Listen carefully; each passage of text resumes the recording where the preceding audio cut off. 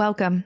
I'm Jessica Tejan, and this is the Evolving to Exceptional podcast, where we talk about reaching peak performance in our workplaces, homes, and communities so that we can live our best life possible, an exceptional life.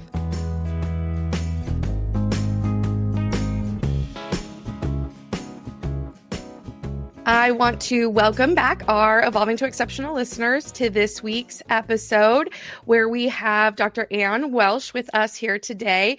She started her career at Harvard and began really focusing on, and this is why I really think she's a great guest for us today, focusing on how she works with parents in particular across different careers, but specifically in the healthcare and STEM space is where she began to really focus on how to do that well and how to focus on how to be a working parent, which is quite the challenge, as I know personally from being a working parent and mom of 3. And I'd love for you to just tell us a little bit about how you got into the space that you're in and why it is you do what you do. What is it that really energizes you and makes you passionate about this area of focus? Yeah, thanks so much for the introduction. And short version, I'm a working mom of 4, so I lived the experience, but a little longer background. I wanted to be a doctor from a very early age. My mother was a doctor, which when I was a child was pretty rare actually to have not only a full-time working mother, but to have a mother in STEM. And so I think I wanted to be her basically when I grew up. And she also had 4 kids. And I got all the way to getting into medical school, and something in me said, no, this isn't quite right. This isn't quite what you want to be doing. And so I took a little bit of a pivot and I ended up going into psychology. And I worked for many years and still do as a clinical psychologist. And that's been the basis for my work. My research was separately, interestingly, in the transition to motherhood and in career development. So I wasn't combining them. I wasn't looking at those as overlapping areas. I was looking at them as very kind of 2 lines of research that I was doing. And I will say that even despite doing that research, it really doesn't prepare you for the experience of working parenthood. It's been more challenging, I think, than I would have anticipated it to be. But anyway, I did research for a while. I was working at Harvard, and then I had my second of my 4 kids. And at that point, I decided to make another shift and started my own private practice. And since then have really been focusing on supporting mothers, women in general, women's leadership development, women's career development. And so I do both executive coaching and the clinical and therapy piece. But all of that tends to be around working with mothers and women's health concerns and things like that. So let's start with what's really important, which is how old are your kids?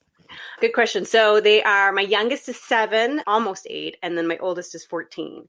So I've got kids in elementary school, middle school, and now high school as well. Fantastic. Yeah. My son is 7, almost 8. So similar age range. And then I have twin 4-year-old girls, the spread there. So I'm curious what it was that really drew you into, or what was that motivating factor to begin really focusing on mothers and that parenting and how to navigate kind of those challenges. What is it that kind of moved you more into that space or drew you to that space? Yeah, my research had focused there because I was really interested in transition points. And so I think one of the questions that has always been fascinating to me is how we navigate things when our environment radically changes. And so I really liked working with college students and that transition to college and that transition to your first job, right? That all of these points where there is a notable identity shift and a notable potentially environmental shift. And so with the transition to motherhood, I think that's all of the above rolled into one. And at the time that I was doing the research, it was really understudied. And so that was just another kind of interesting area, right? There was a lot of rich data that I could get that hadn't been looked at before. And I found that when I was doing this research, I did a number of studies throughout grad school. Participants were really eager to talk because nobody was asking them what this was like. And so I just got really immersed in it from very early on. And then my own transition to motherhood looked different with each kid. But again, there was always this piece of kind of fascination with it of, wow, how come it's different with each kid? What is that about me that changes? What it is about my job that's changed? What is it about the kid themselves and their unique temperament that has made this particular one different from the kids before. So there's definitely been that kind of curiosity piece to it. And the other piece that's really driven it as I was practicing, in particular in the kind of clinical psychology space, I found a lot of women were struggling with this piece of how do I do both? And that's when I started to also shift into executive coaching and saying, can I support women from all sides? And can I work with corporations to make them working parent friendly so that there isn't such the struggle of how do I do both? So tell me a little bit, I'm curious about what some of your research findings were as you were diving into that, as you were looking at that. Was there any definitive conclusions or insights that you gained from looking at that, from having those conversations with different working mothers in particular? Yeah, I was looking at a couple different variables over time, but so one of the really consistent findings is, and then this is true actually, I should say across almost any study that includes it, is the value of social support and the value of other people. And in the case of mothers, that of your partner, but also of peers, right? Like having other women go through this with you. And I think sometimes we end up feeling really alone. And one of the things I've seen since COVID, in particular with mothers of younger children, is that they didn't have a lot of the camaraderie because they couldn't, having kids during COVID. And that's continued, right? Like they've almost continued to feel isolated or struggle to find peers or other women that get it. So that was piece number one. And I think the other piece that I found was that a lot of women were struggling with just coping tools in general, not having like the access to them, access to coping tools that were working for them, and not having the ability to come up with ones that worked for them, or that what used to work before having kids maybe isn't accessible after having kids. And so there was this need to rewrite the script of how we manage stressors. And then the big one I think that I'm constantly talking about with clients is also changing our expectations and using that as a way to decrease the stress and ease that transition, that a lot of kind of perfectionism or over the top expectations, both from internally and from externally. So what is culture saying that a good mother is? And really needing to fight against those rules and come up with our own experience of what it is to be a good mother and to tolerate imperfection and mistakes and not, quote, doing it all. So I love that when you talk about expectations, and I've got a real kind of real world example. And this is something I've struggled with as a mom for sure, is I'm not a great magical moment capturer of pictures, right? Everybody puts up these the things. You go to the apple picking or the pumpkin picking and the Halloween picture, and you've got all these milestone pictures, and I'm just terrible at remembering to take those. And so we took our kids to the pumpkin patch this past weekend. We actually spent a whole day at multiple different fall festivals.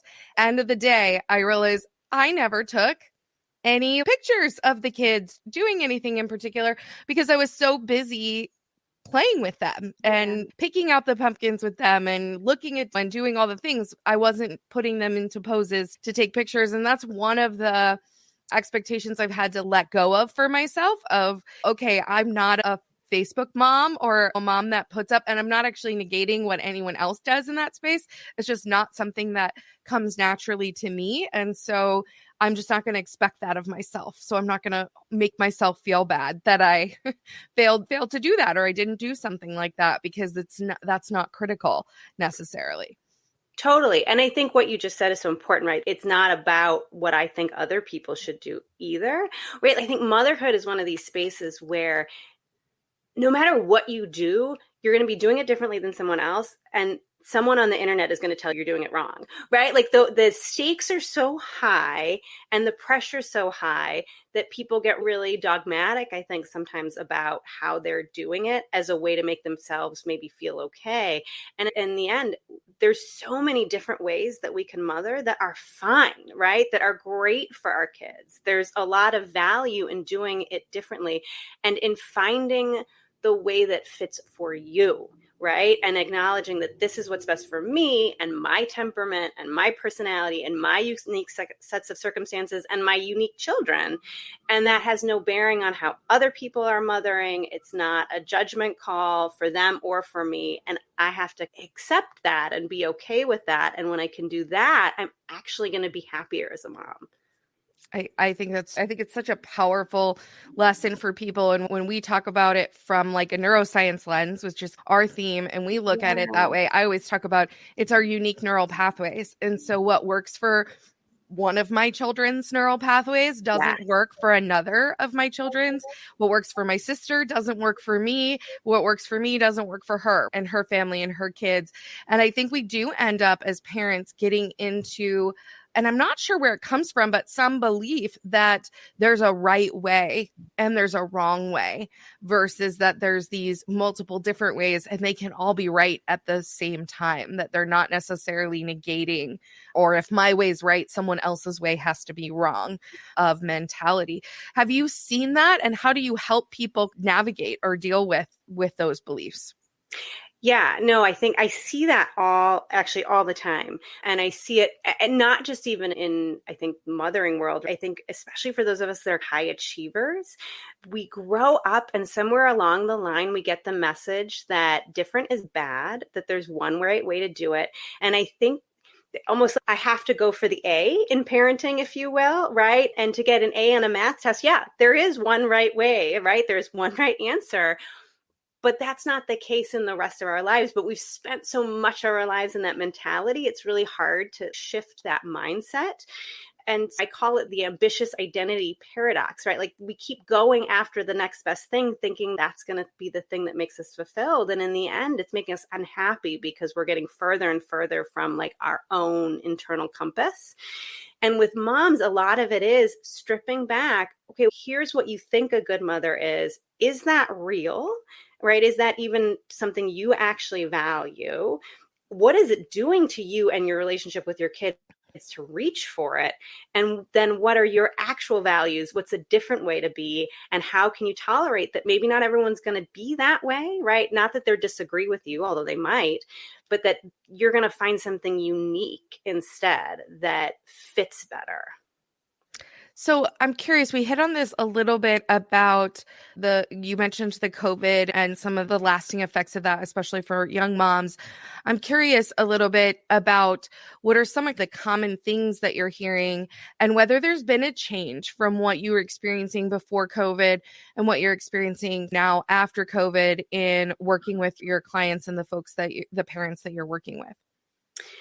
Yeah, I think the biggest COVID-related changes I saw were that sense of isolation that we mentioned.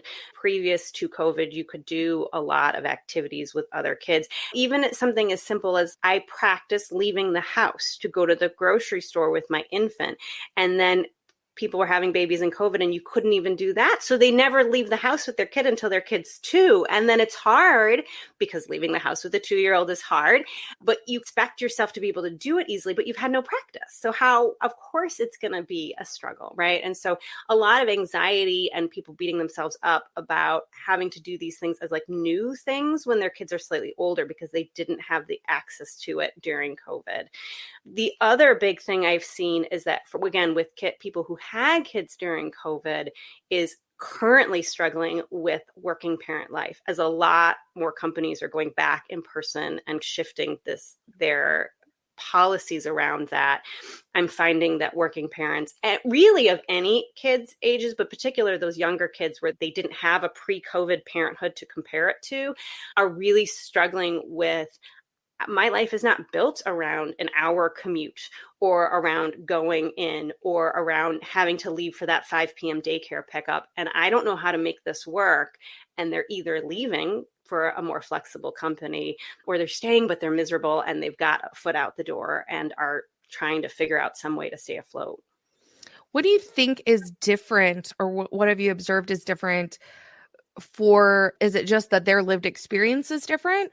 Or do you feel like there's something that's different across the board for folks that is causing them maybe more frustration or struggle today than they did before COVID?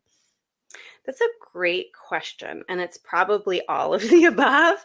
I think that there is I think part of it is that we saw that we could do a lot of stuff remotely during COVID. And so there is this sense of why are we arbitrarily going back to the way things were if that doesn't actually change my ability to do my job. And a lot of frustration, understandably, with I'm going back to be in person, but I'm spending my whole day on Zoom. So why am I here?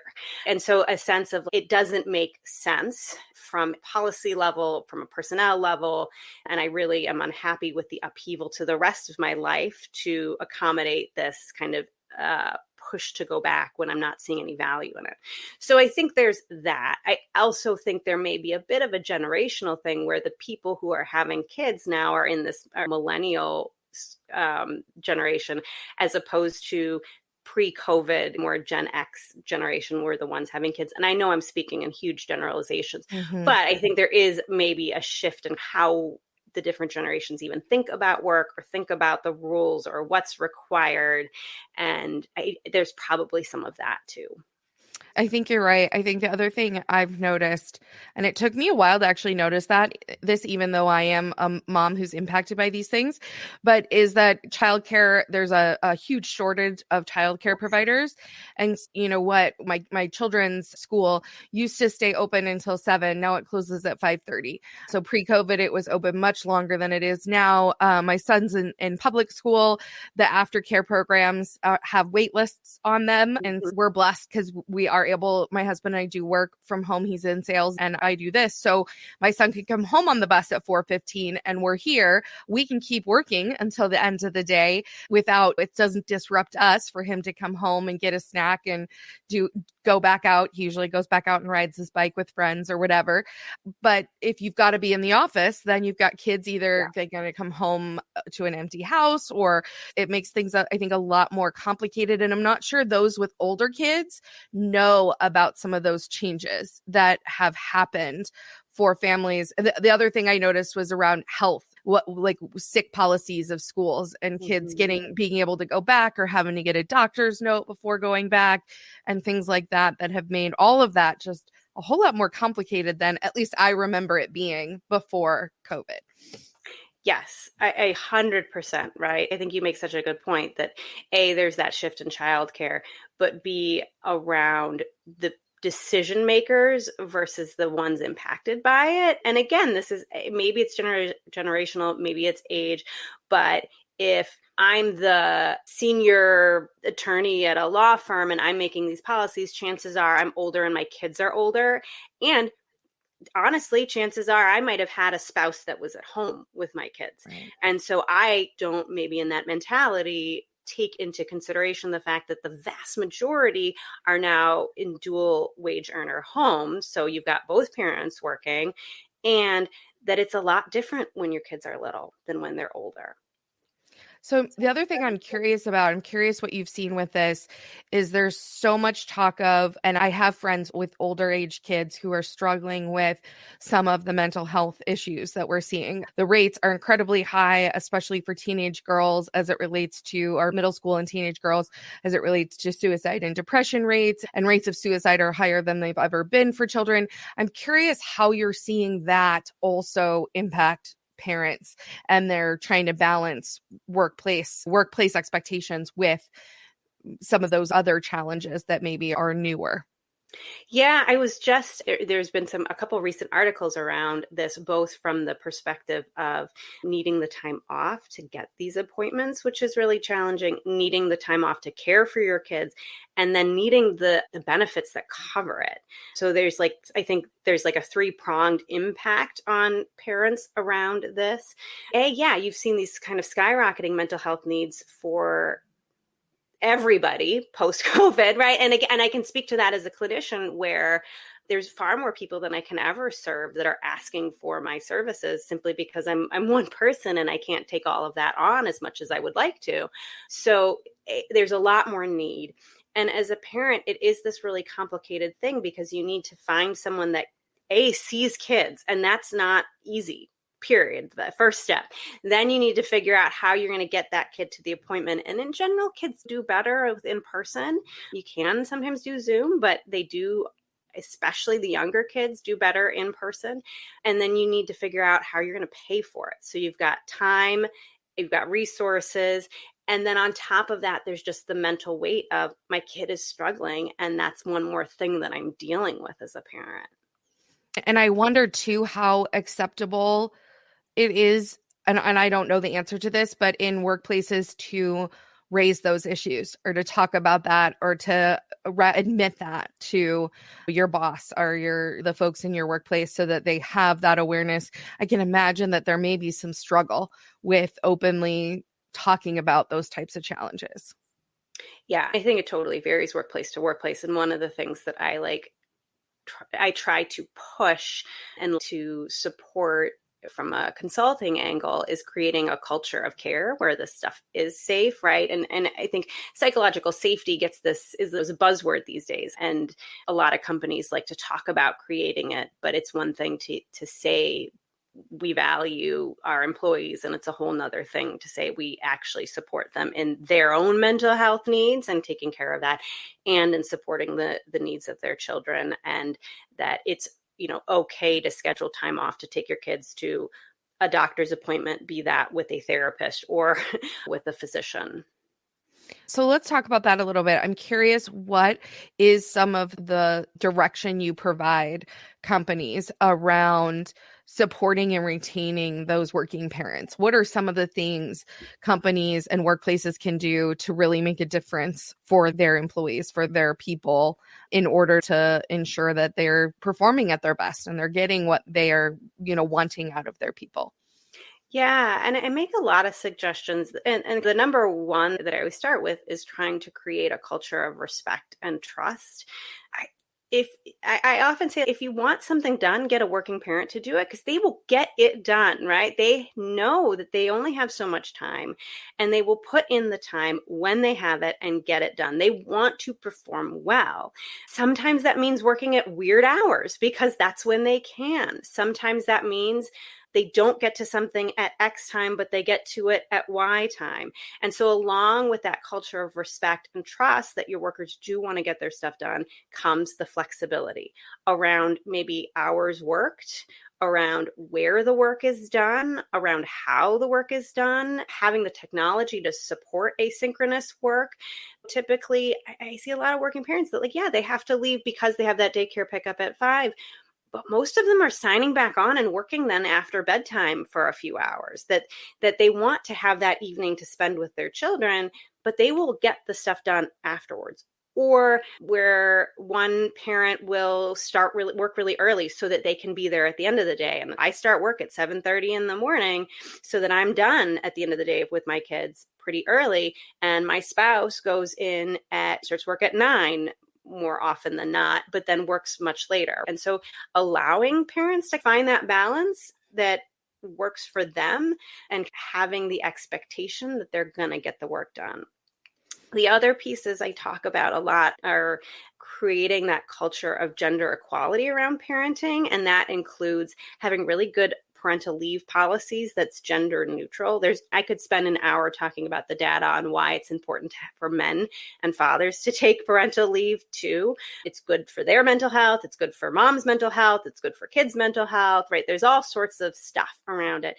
But more importantly, it sets the tone from the beginning that dad's involvement matters and that dads are parents too, which then allows both mothers and fathers to participate in childcare. It can help things stay more equal in the home in terms of who's doing the majority of the childcare labor, of the mental load. And then that can also translate into more equity in the workplace. There's, again, been some data coming out where around the wage gap, obviously we just saw the Nobel Prize around that in econ, which was exciting to see it awarded. But one of the ways that we can fight against that is having gender neutral leave. And then I also advocate for sponsoring coaching around your working parents, around their parental leave coaching in particular, so that you help parents come back in. But providing executive coaching to your working parents in general just says, hey, we value you. We want to help you grow into leadership positions. We want to hone the skills that you have, like that we want you around. So you hit on a lot there, and I want to hit back on a few different things. One is, I love what you talked about with parental leave. I remember when I had my son, my husband took 2 weeks off to be at home, and it was so impactful. And I'm a big research neuroscience guru person. And so I did all this research and understood that the statistical outcomes for children are so much greater if the fathers stay home in those first couple of weeks, because the fathers get over that learning curve, right? Of how to change the diaper, how to deal with things, that if they go back to work, they don't have that same bonding experience. And so they're less involved all throughout than if they're there. And I almost immediately went back, and our workplace got parental leave, 2 weeks parental leave for dads. I would love to see it be longer than that, but at least those first few weeks that are just so hard for new moms, new parents to navigate. So I love that you talked about that. And then going back to the psychological safety component, what we think of, or when we talk about it through the multiple brains, or we talk about the neural networks that are in our gut brain, and that there's this safety response or this intuition that comes from our gut brain that's pretty well researched at this point around how that can trigger the fight, flight, freeze, different type of responses based upon the situation that people are in.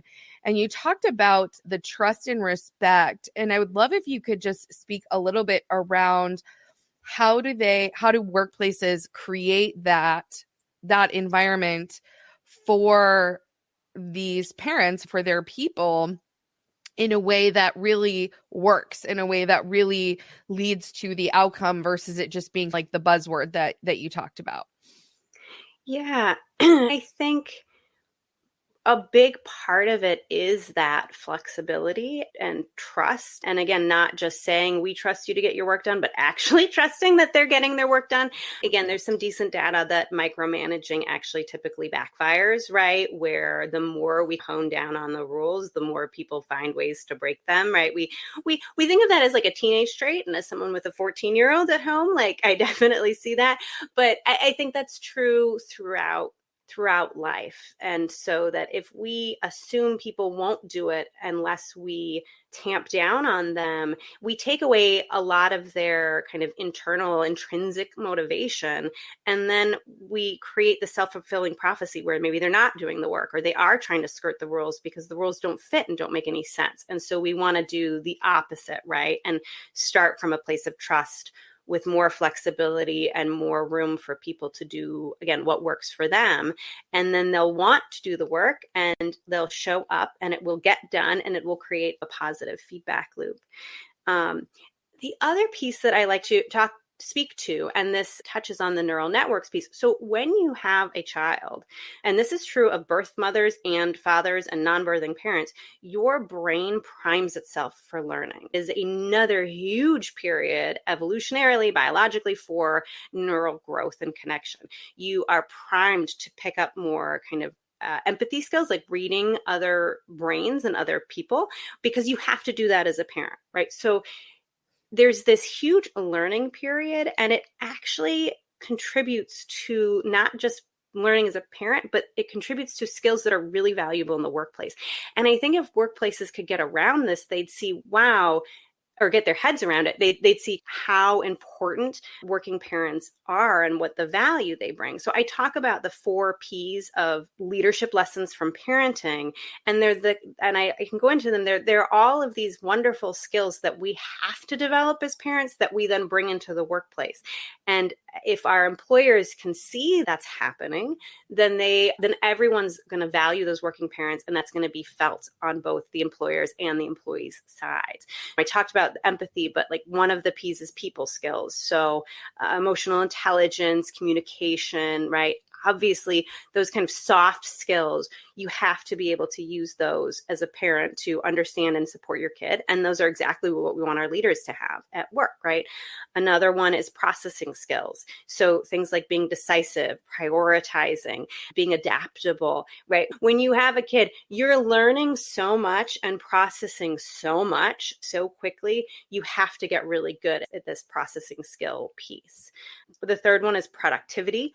Again, I said, if you want something done, give it to a working parent, because you learn to get stuff done. When you have 5 minutes, something gets done, right? And part of that is also being really patient and being willing to go with the process, right? As you have 4-year-olds at home that are twins, getting toddlers to do anything is an exercise in patience, right? And so we translate that patience to our workplaces as well, as we're more able to hold a boundary and let things happen the way they need to happen. And then the last one is just, I call it perspective taking and planning, but it's really that mental load thing that we talk about a lot as parenting, prioritizing, yes, but also anticipating needs, multitasking. It's like project management, right? I like to use the example of, whether it's going to the park or the beach with your kids, right? You have to know, all right, when is nap time? Because we have to be home for nap time or they're going to melt down. I need to have water. I need to have snacks. Maybe the snacks should be allergen free in case there's other kids at the park with allergies. Is it sunny? Do we need sunscreen? Is it going to rain? Do we need raincoats? How am I going to get this all there? And when do I start giving my kids the warning that we're leaving so they all come willingly rather than in a football carry of a tantrum? It's a huge mental task that you have to do that. We want people who can do that at work too, right? Who can say, all right, what are the projects we're needing to done? What is the client going to need? How can I anticipate that need ahead of time and maybe even fix it before it's a problem? And how do I think big picture and small scale tasks at the same time? So go back over those 4 again. It's performance. Let's see. Well, we're trying people skills, processing skills, productivity skills, and perspective taking. People skills, processing, productivity, and perspective taking. Yes. I think it's so incredibly valuable to think about it that way. And I love those categories. And a lot of the training that we do around neuroperformance, we apply our trainings, actually the skills, into both spaces. So when we're training people on the skills that you need to be at optimum performance in the workplace, it's actually the same skill that you can then use at home. And people actually develop their neural pathways faster if they're using the skill in both places. And so it's the same, or it really is the same concept, right? That if you have people intentionally focused on and you're recognizing the value of these skills that they're developing, these 4 Ps that you highlight in their parenting and what they're getting as parents, that is all going to be able to be applied in the workplace, especially if you can create the connection to see how, if I've got these skills and I'm doing this here, now how do I apply that as I go back to work? How do I recognize this, the empathy that I now have, or the connection that I now have, or I've experienced or seen with my kids, and then bring that back to my relationships as a manager in the workplace or as a person in the workplace. I love that. Yeah.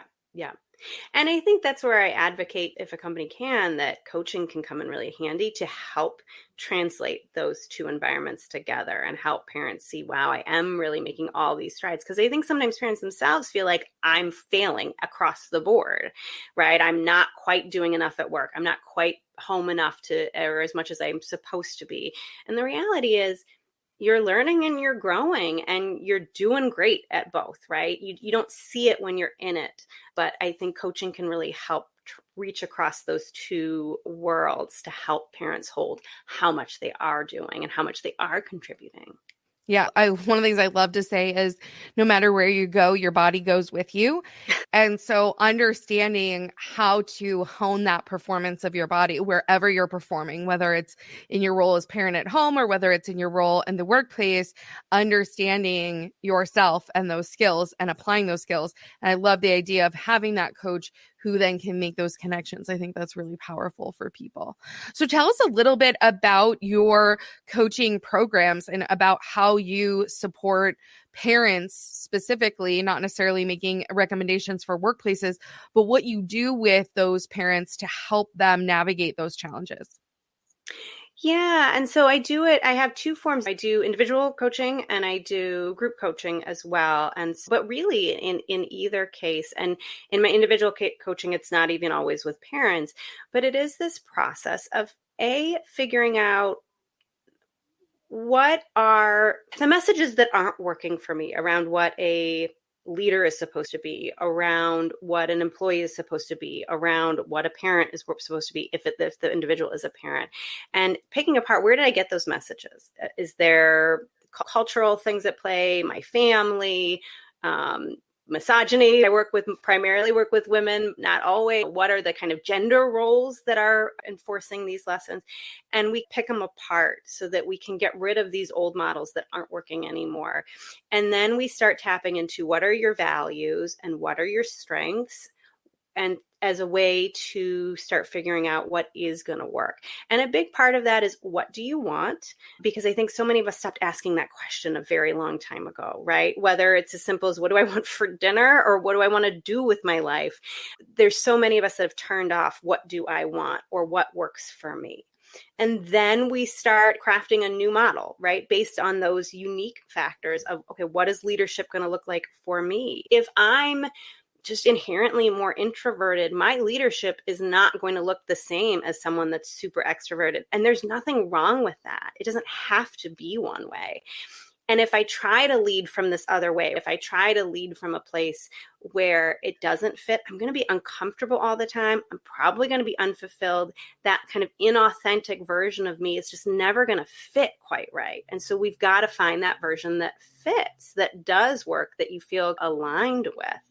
And then there's a lot of practicing new behaviors, right? Because you can read about it, you can listen to this podcast, right? But you have to actually have some practice with those behaviors to create those new neural pathways, right? I use the analogy of sledding. I'm in Boston. We have lots of snow. If you're sledding down a hill, if you've sled down the same hill 3 million times, there's usually like a good worn path. And if you put your sled at the top, you're going to just go down that path again. And we have to practice like picking up the sled and moving it over to a new spot to start creating those new pathways, right? And so there is a lot of practicing of new behaviors involved, even if they feel scary or just different from how you used to do it. And that once you have some practice under your belt, those new pathways will start to feel like the well-worn ones.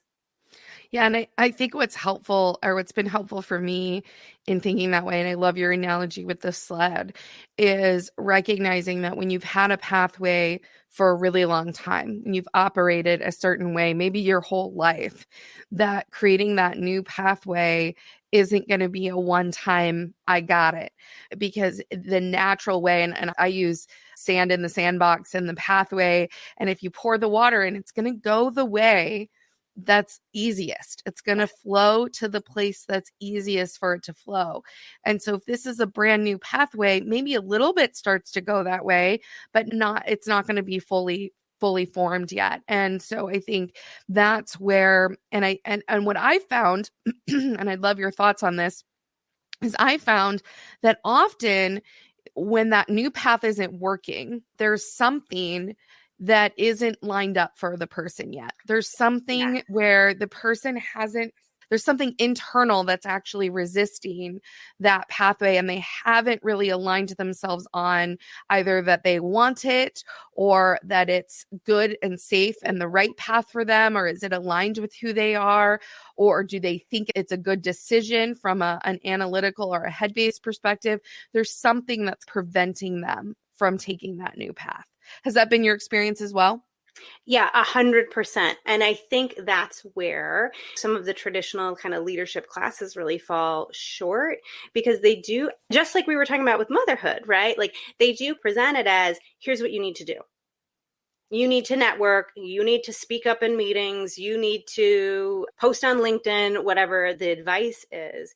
And maybe typically, I would say the person, like you said, who is maybe not doing that particular thing is not doing it for a reason. And we've got to figure out the reason so that they can do it, right? Because maybe the reason is they're scared. Maybe the reason is really valid. Maybe it's, this isn't a safe environment in which to do it because it's a toxic workplace. And so we actually need to get you into a different workplace before you can even do that behavior.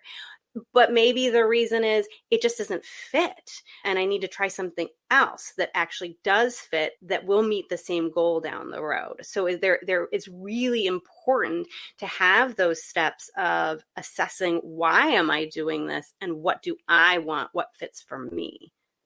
And I think often that is embedded into their subconscious. Often that there is something that forms there. And I'll use myself and an example for as an example, in that there was a lot for me as a new mom that was tied up in how much I accomplished was indicative of my worth. And I wasn't consciously aware of that. I wasn't thinking every day I have to get this much work done in the workplace or I'm not valuable. That wasn't like part of my conscious awareness, but it was an embedded belief that I wasn't even aware of, that ultimately is I think one of the factors that led me into my burnout experience. Because when you have kids, they require so much of you, especially when I had my twins, and they required a lot of me both at the same time. And you're no longer able to maybe produce as much the same way. And so for me, it was all quantity. It was how much. It wasn't necessarily what's the full value that you're bringing. And that was all tied into my worth. And until I dealt with that, I couldn't bring myself into a balanced state. I couldn't get myself into, how do I make this work? Because I had that embedded belief. And I found that it's usually down in somebody's physiology that's below their conscious awareness. That is usually the things that are standing in their way, not just in terms of parenting and living their great life, but also in terms of their performing in the ways that workplaces would want you to perform, or to get the results that you would want to get in the workplace. Yeah, 100%, right. And I think it's because those are the beliefs that are a little bit like the water we're swimming in. They're so pervasive and they're so invisible. And I think that's a really common one. I am only worth what I can achieve. Or another really common one is, I can't rest until I've accomplished enough or done, quote, enough to deserve it. And then that gets so tied into, again, with the working parent piece, where we really undervalue the work of parenting culturally, systemically.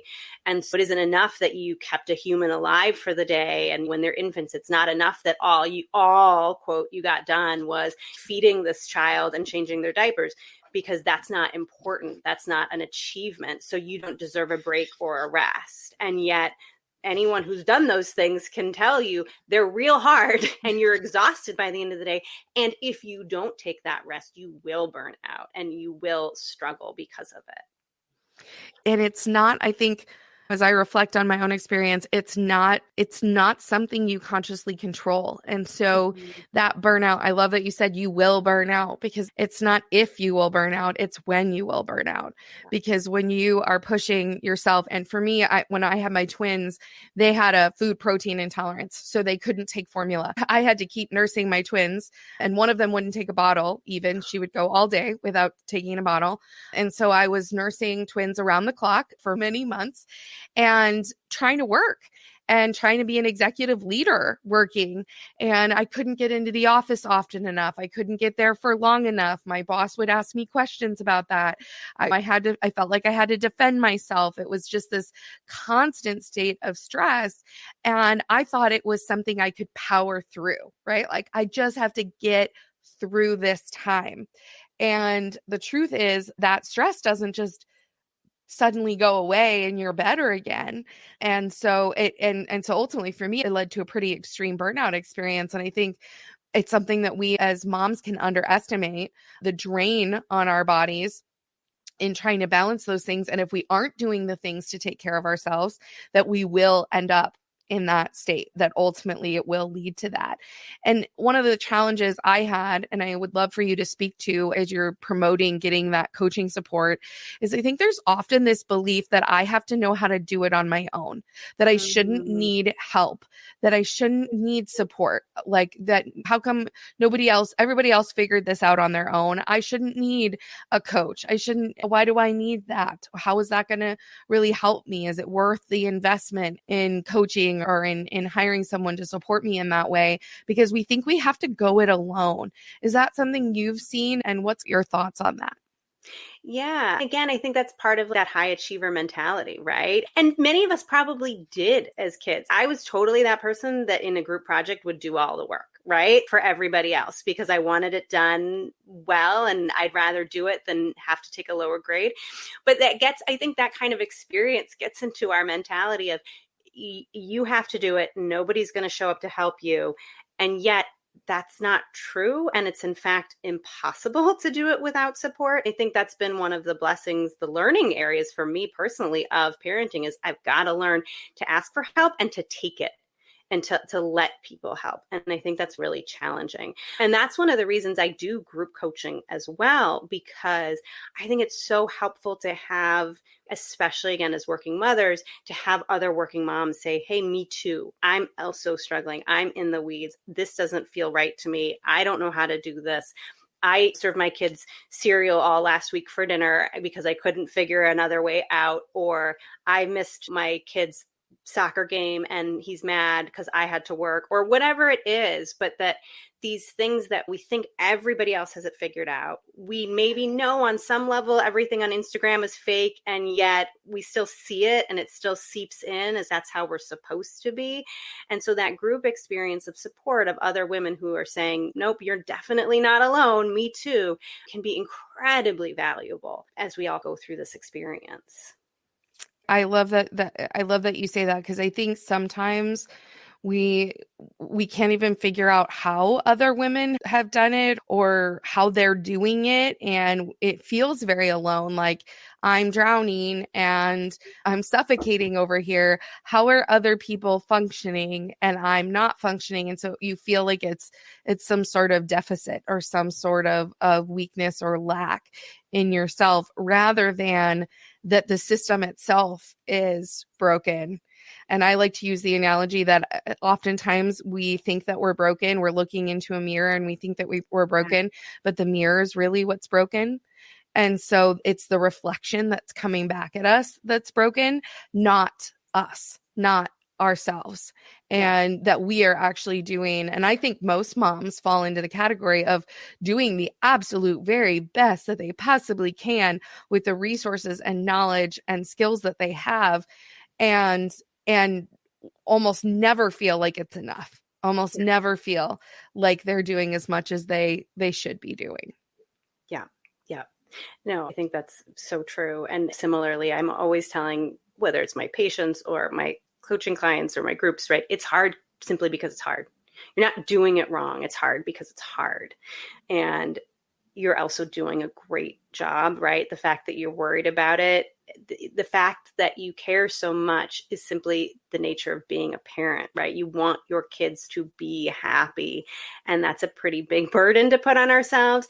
And there is no such thing as a perfect mother. And there is no such thing as a perfect leader. You're going to make mistakes. And actually, that's a good thing for your kids, because you're modeling for them resiliency and self-compassion if you can tolerate messing up and forgiving yourself for it. Yeah, I find that can be really powerful for kids too, for you to be willing to say, I probably shouldn't have yelled just there. I'm sorry. Yeah. I'm sorry that I did that. That's not a good way to interact.